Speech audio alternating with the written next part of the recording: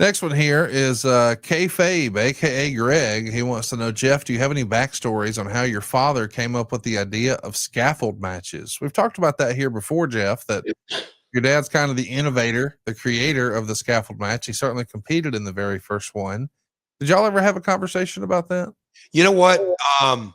It's funny you say that. It was in Houston a week or so ago, and I stuck my head in. I was looking up for the back of that arena was a little confusing, small but a little confusing.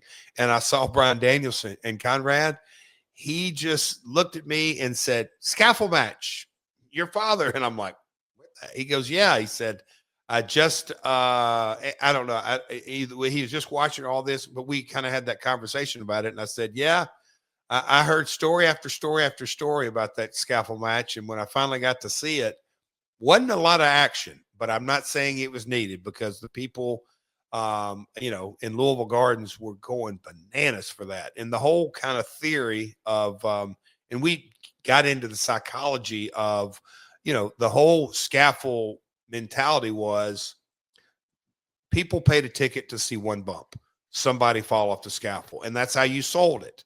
As time's gone on, the nature of the business is high spots and this and that. And, nowadays, I think if we did a scaffold match, you'd have 4 or 5 bumps off of it from one guy because he'd take a bump and then figure a way to climb it again. And I don't know, just it's different. But my old man, I think his creative juices were all about storytelling and drama. And he just concocted, I don't know that there's any specific story of how he came about doing it. We've never talked about this, and I'm sure you're going to say no, but I got to ask, was your Ultimate X creation, was that like an homage to your dad in the scaffold match? It was the variation and knowing that The deviation, maybe.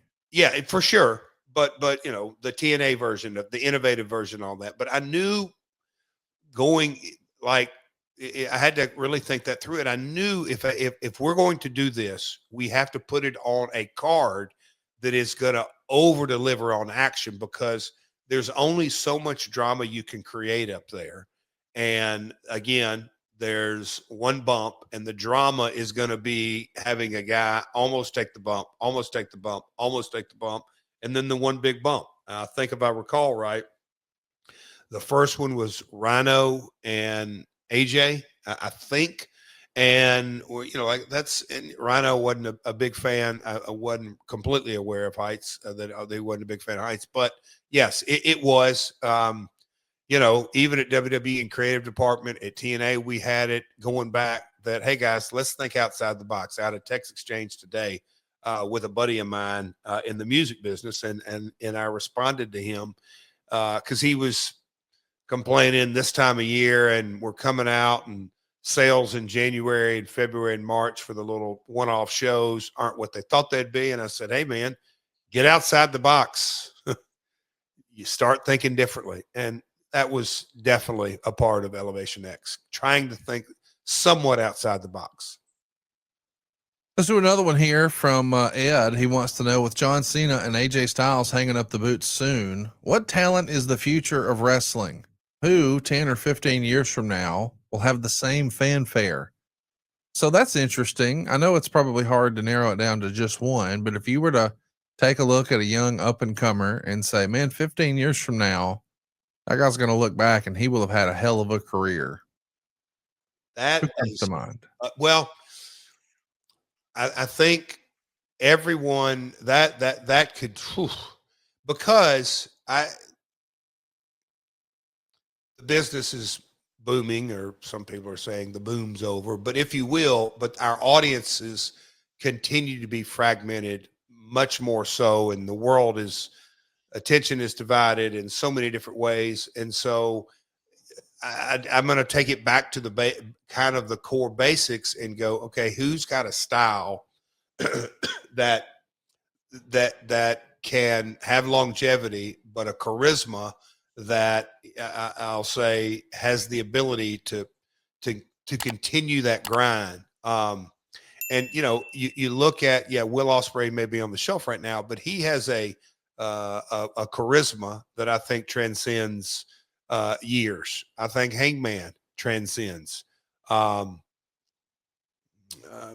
trying to think. That's two on this side. I'm trying to think WWE kind of folks that are rocking it.